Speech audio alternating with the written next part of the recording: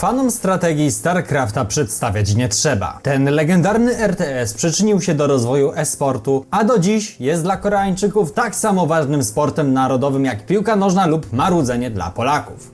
Mało tego, to fenomenalne kampanie fabularne i postacie, które zebrały wokół siebie rzesze fanów. Jednak jak wyglądały początki StarCrafta? Rozdział pierwszy. Orkowie w kosmosie. Mamy rok 1995. Studio Blizzard Entertainment jest na ustach wszystkich magazynów growych. Chris Metzen, dyrektor kreatywny w Blizzardzie, który odpowiadał za world building zarówno w Diablo, jak i w Warcrafcie, wspomina, że tym razem jego zespół chciałby stworzyć coś bardziej surowego, pełnego rdzy i ciemnych klimatów niż chociażby Warcraft. Dodatkową inspiracją było ogromnie popularne Command & Conquer i chęć zamiany łuków i toporów z Warcrafta 2 na broń palną i maszyny bojowe. Przez kolejny rok zespół Chrisa pracował w pocie czoła, aby przygotować pierwsze demo nadchodzącej gry na targi E3. Gdy jednak pokazano je publice, to delikatnie mówiąc nikomu się nie spodobało. Koncept był krytykowany, że było za dużo orków w kosmosie. Ten feedback zmusił Metzena do przebudowania konceptu całego uniwersum, co rodziło dodatkowe problemy. Produkcja trwała o wiele dłużej niż początkowo zakładano. 2,5 roku intensywnego crunchu również nie pomagało w poprawieniu morale załogi, która, jak wspominają członkowie po latach, często zarywała nocki. Patrick Wyatt, jeden z programistów, którzy pracowali nad tą grą, wspominał po latach, że produkcja była pełna błędów, a w miarę stabilną wersję osiągnięto po wielu patchach.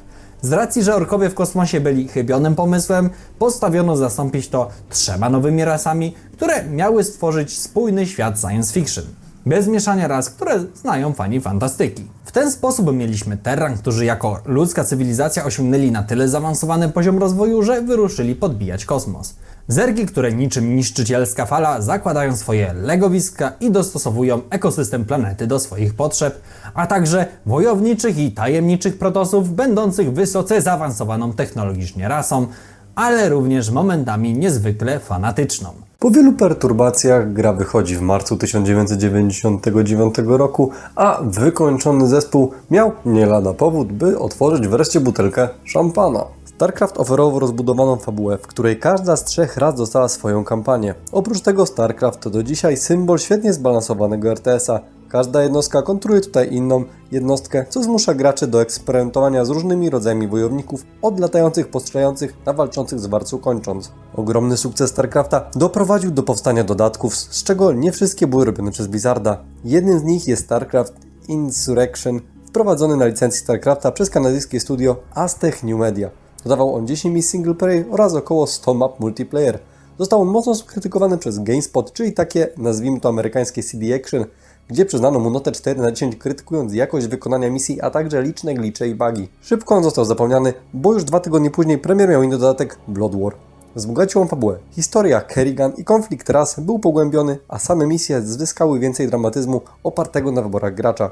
Zespół ponownie podał się długiemu crunchowi, co jak widać miało miejsce już wtedy, a nie tylko dzisiaj. Pod koniec 1999 roku wychodzi kolejny dodatek na licencji, tym razem wykonany przez Stardog. Akcja gry toczy się równolegle do drugiej kampanii StarCraft, która koncentruje się wokół zdobycia kryształu o ogromnej mocy połączonego z Xel'Naga. Gra podzielona jest na 3 kampanie, w których gracz wciela się w rolę egzekutora floty protosów, dowódcę grupy zadaniowej Dominium i cerebrata Zergów, których zadaniem jest odzyskanie kryształu z kolonii Dominium i jak najszybsze wywiezienie go z planety. Podobnie jak poprzednia wersja, Retribution nie zawiera żadnych nowych funkcji rozgrywki poza kampaniami dla jednego gracza i mnóstwem poziomów dla wielu graczy. Dodatek, podobnie jak Resurrection, został uznany za przeciętny, stąd prawdopodobnie tak samo jak my przed zrobieniem researchu do tego filmu wiedzieliśmy tylko o najbardziej znanym Blood War. Wszystkie dodatki zostały wydane w tym samym roku co jedynka, a StarCraft stał się kolejną obok Warcrafta i Diablo znaną marką od Blizzarda. Zyskał on bardzo dużą popularność w Korei Południowej i często to właśnie w tym kraju organizowano turnieje pierwszego StarCrafta. Na przełomie tysiąclecia Blizzard był na ustach każdego dużego portalu growego, kojarząc się z porządnymi grami na długie godziny.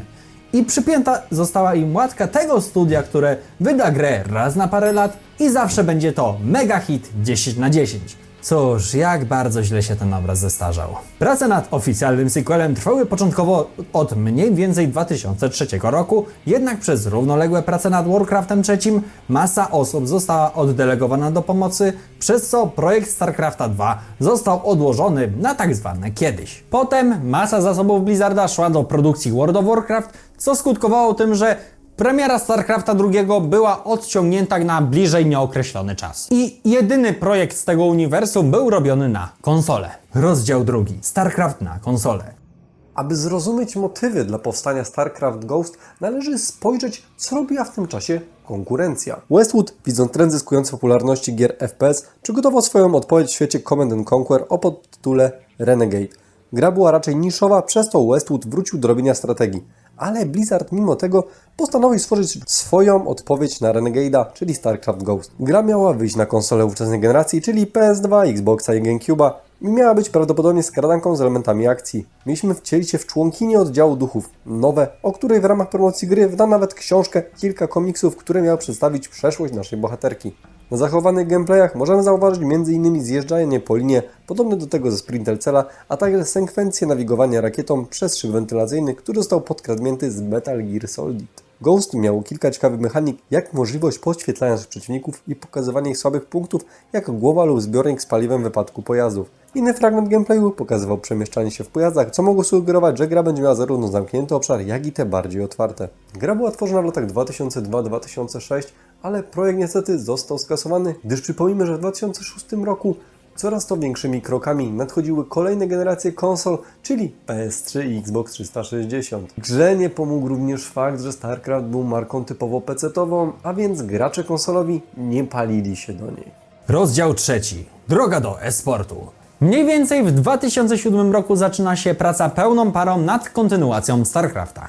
Za produkcję odpowiadał oddział Blizzarda znajdujący się w Seulu, a gra była projektowana jako trylogia, gdzie w każdej części kampania będzie poświęcona innej frakcji. W ten sposób w chronologicznej kolejności w latach 2010-2015 dostaliśmy Wings of Liberty poświęcone Terranom, Heart of the Swarm poświęcone Zergom oraz Legacy of the Void poświęcone Protosom. Dustin Brawler, projektant gry, mówił, że chcieli uszanować oryginał, dodając nowe treści, ale nie udręczać graczy niepotrzebnymi mechanikami. Testowali na przykład system osłon, ale odrzucili go, bo gra robiłaby się zbyt wolna i mniej dynamiczna.